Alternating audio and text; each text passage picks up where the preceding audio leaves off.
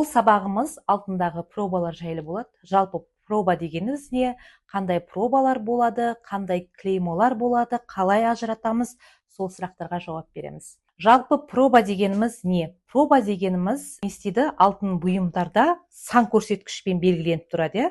Проба дегеніміз сол 1000% құйманың ішінде қанша процент алтын екенін сандық көрсеткішпен көрсетілетін массаны айтады.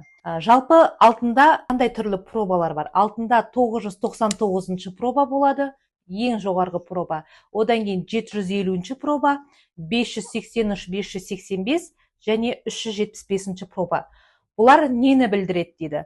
Бұл жерде 999 проба дегеніміз 1000% құйманың ішінде 999-да 9% алтын дегенді білдіреді. Яғни, бірақ пайызы қоспа.